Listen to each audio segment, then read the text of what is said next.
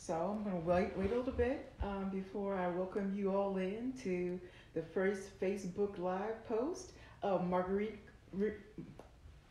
Cooks Live. So today, if you see somebody out there, if you recognize me, I'm going to need you to tell them to tune on in and come on in this kitchen while we decide how we are going to make a simple college staple into something that we call a more sophisticated after school, after work, quick between dinner snack. So we're going to try to figure that out today with a little upshot of the usual ramen noodles. I'm not normal. I'm not everyday. So I can't do just your regular ramen noodles. I am going to do a little knockoff. I'm going to do some udon. So I'm going to ask you to get ready for some udon on tin. We're going to figure it out together. It's not magic. It's not science. It's really just playing around with good food. So let's try it. Today I've got some Noshim udon. It's the premium noodle pack. And we're going to decide how we make this the best for us and our appetite. Today I'm going to be using my electric kettle.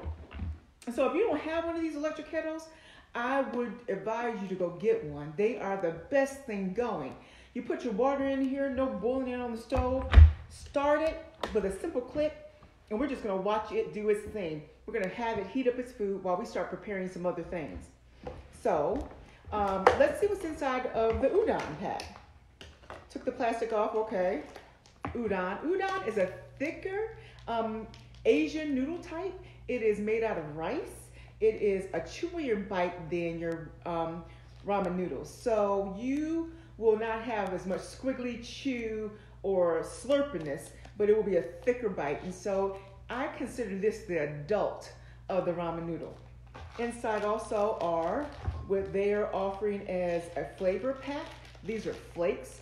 Udon is going to be a little bit more soupy than your ramen noodles, which usually are more like a casserole, kind of sticky. And then you've got your soup flavorings. Like I said, it's not the same as ramen, and it's not pho, but it is close. So we're going to use that, and then we're going to add some of our own stuff to it too. What we're going to add is some eggs to them, some green onion, some fresh onion, all kinds of spices, like we're going to use some oyster sauce. What is it without some sriracha, black pepper, and garlic? Yes. I like to layer the onions, so we're going to use some dried onions, a little bit of lime, some Cajun seasoning, and we're going to kick it up with some hoisin sauce, and if necessary, better than bouillon chicken. All of these are optional. So you may or may not have to spice it up, but we're going to play as we go. And we're going to also have some butter, right? No salt. Did you see there was no salt on the table? Specifically because we don't want to add a layer of salt that's not already in any of these ingredients. We don't need to do that, and we're not going to. So I'm going to rinse my hands real quick, and we're going to get started.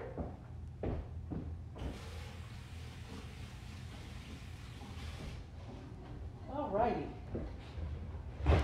How's everybody today? I hope you all are doing fine. I thank you for showing up with me, and let's see what's happening. So our water is boiling now. We're going to go ahead, and I know it's going to seem weird. The first thing we're going to put into this bowl are the eggs. So I have 2 packs because I'm cooking for myself.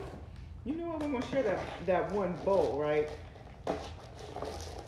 No. I've got the Mac with me, and so she needs to eat too. So we're going to go ahead and take out the ingredients per bowl. And what I'm going to do first, I'm going to crack the egg. I'm going to crack it on this glass bowl because the shell gets in, we don't want them to get into our food. Pretty good. Usually I don't have to do that. Don't have to worry about it. No shell. Always have a throwaway bag. You're going to hear some boiling, and that's our broth or our water that will be turning into broth. So 1 egg per bowl. There we go. This isn't sophisticated gourmet food, but it'll hit the spot. It'll be soothing. It'll taste great. So I'm going to add in the egg. Our water will go on right on top of there.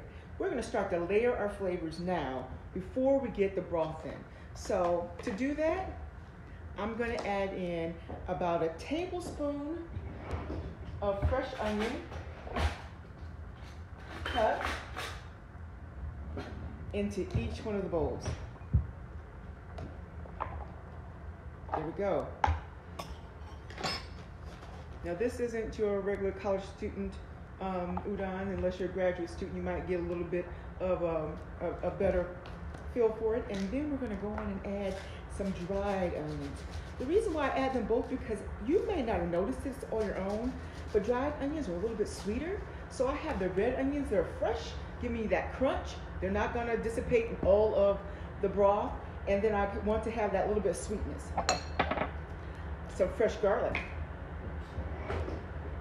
And so I'm just going to grab a teaspoon. Sorry, I didn't have that already prepared. A teaspoon. I'm going to do like a half a teaspoon each. Yeah. You can always add more. So don't worry about adding too much or too little. Now let's start layering up with the seasonings we know are going to fit. Those seasonings are going to be black pepper. Love fresh ground black pepper.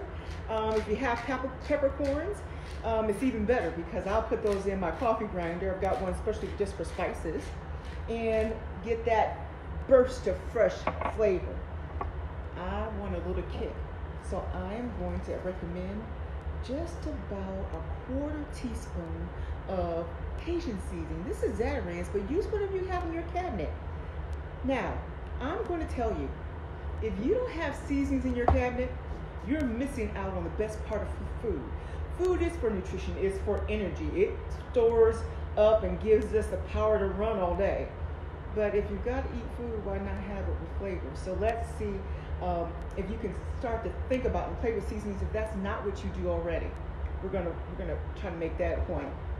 Now, this is the time your udon noodles allow you the privilege. Oh my goodness, I put this right in the glass bowl, didn't I? Let's transfer all that into the udon bowl it came out of. So this is the time at your udon, because they're plain, you can do whatever you want. And so if you will notice, the other day I made some delicious steak. And what do you have to have with steak? That's right, steak toppings, onions and mushrooms. So here are some onions and mushrooms. I actually browned those and even have a little red wine in them. So I'm just going to put like a tablespoon just to get that extra flavor layer right in there, especially when I'm looking at those mushrooms. I want to make sure, one, it's got a lot of depth to it, and two, I don't waste my toppings for anything. When you are a frugal cook, you can afford to play around with that. Next, what I'm going to add while this water is still cooking is my green onion. So I've washed my green onion off. Get one that are healthy. You want a good end on them. You don't want them all flippy floppy. You want them to have some snap in it. I cut my green onion with my kitchen scissors. So I'm going to cut off the top right there, and I'm going to cut these right into the bowl, starting with the green part and maybe moving all the way down to the stalk. Depends on how I feel about it. The greenery gives you that flavor that you want to see floating in the water, right? It adds flavor, but it's also about making the food attractive to your eyes. This is part of the best part of cooking, is anticipating with your eyes, your nose, all your senses. You smell it. You start to build up expectation, right? And you already start to have a little bit of mouthwater. You don't get that with oatmeal, right? Because oatmeal doesn't look good. You don't get that with, bland food. Now you throw a little bit of oatmeal and some granola and cranberries and raisins and brown sugar and butter together, you know what you start to get? An appetite, because your other senses are kicking right into gear. So what you will notice is not all the food we're putting in here is cooked, and that's why we're going to depend on that hot water. So our water has stopped boiling. You might have heard that kettle like go into shut off mode. We're going to open up the noodle pack, and they are, to the feel, they feel a little plastic. They feel a little plastic, a little thick, and they're not gummy. They're not gummy. They're covered, and I like to break them up just a little bit, but not enough that it's going to break the bend. Not enough that we have crumbs for noodles. I don't want to do that. I want them to be pliable, but I want them to also feel like a noodle. Not like spaghetti. They're not going to be as long as you get in a ramen noodle. And there's going to be more of them than you get in the pho.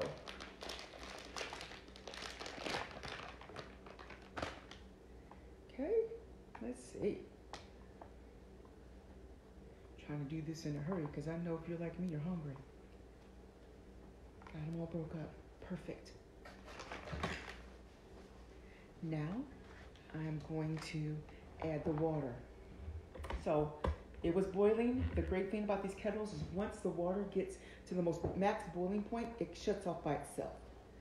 And I would say cover the noodles all the way up until they are all saturated and dispersed. They're already cooked, but you're refreshing them, right? And remember, it's essential to be as hot as possible. Why? Because you want them to soften, and you also want that egg to start to cook. So it's almost like poaching the egg right inside. I make sure that my noodles are covered. Already, what's floating to the top are those green onions. Perfect. Now it's just about kicking off the final touches, people. All right, so I was born up north, but I have the heart of a southerner. And if you know anything about southern ladies and the way they cook, you know they're not gonna cook anything without a little bit of fat. So you choose the fat that's good for you. Coconut oil is fine. If you want avocado oil, that's fine.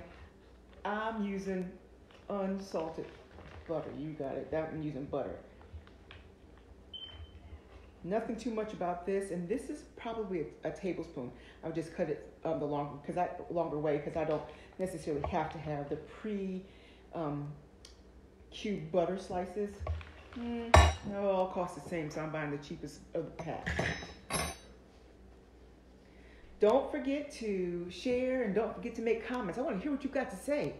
We're doing this thing as a startup, and I'm going to need all the help I can get. So make sure that you go on good, bad, and indifferent. I'm welcoming all your comments. So the next thing we're going to do, because we can't taste it, I'm not going to put my sauces in right away.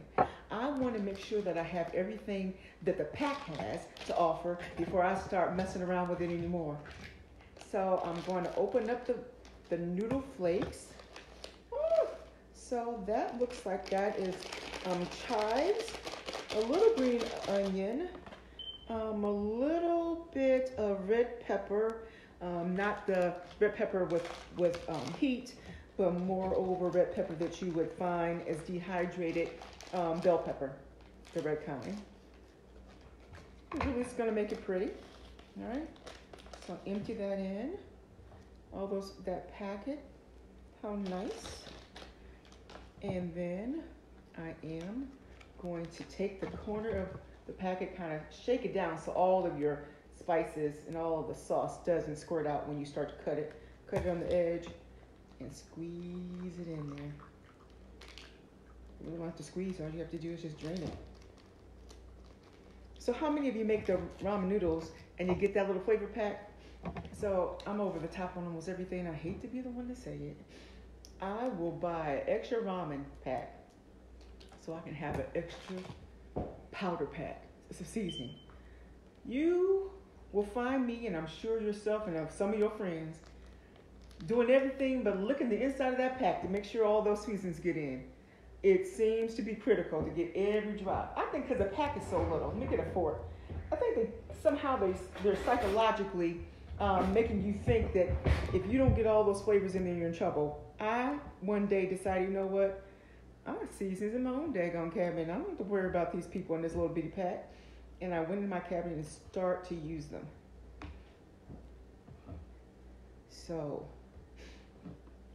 we're going to try to make sure that you get, I'm going to ask Miss McKenzie, if you will give us a little bit of overhead of what this is looking like.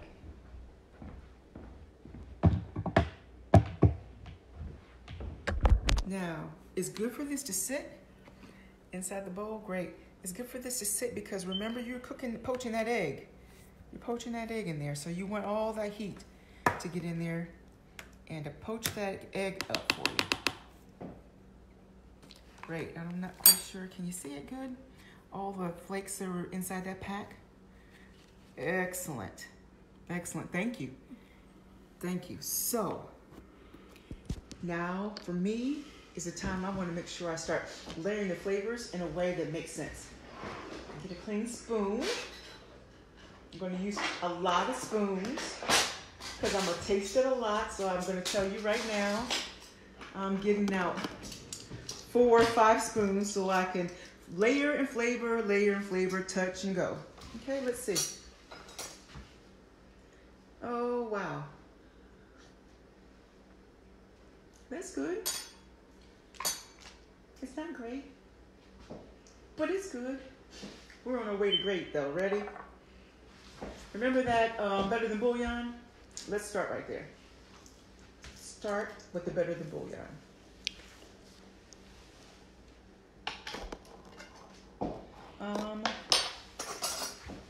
And let's put in a teaspoon inside each one of our bowls. So I'm going to start out by telling you I'm not a chef. I'm a cook. I got some chef skills, don't get me wrong, but I'm a cook. And so it is important that you have patience with your craft. Remember, it's only food. So don't get concerned if things don't come out just the way you want it to. It's only food. I don't say play around with food that you know, if you're depending on this for your family to eat, no, you can't afford to play around and make messes.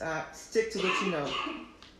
Stick to what you know, grow something more later, right? But otherwise, let's get another clean spoon, and let's see how it's tasting with that. Addition. Excellent. So more pepper. Tasting great. I wish I had some fresh ginger. Some pickled ginger, but you know what? What I do have is just a little bit of lime juice. So let's use a capful of lime to give that little citrus kick. Ooh. Ooh. And now we're going to start to put in the heat. So I'm going to add a little sriracha to the game.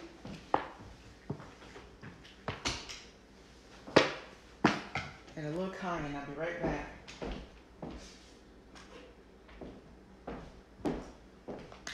Now, I am not the heavy spice lover, but I'm learning. I'm learning to kick it up a notch. And so this is what that takes, is a little bit of heat. Wow. Now, that's what I was looking for. This is great for nights like this, especially if you're living in places where it's cold and it's chilled. I invite you to not just open up that can of chicken noodle soup. I also know that you always don't have time to come home and make a fresh pot of chicken noodle soup, but there's somewhere in between. You can make a compromise and still be happy. So here we've compromised our soup, and I'm going to ask Miss McKenzie, I'm going to ask you if you will give it a taste test for me. Happy to do that? Yeah. Okay, let's do this one because I've stirred it all up. Here we go.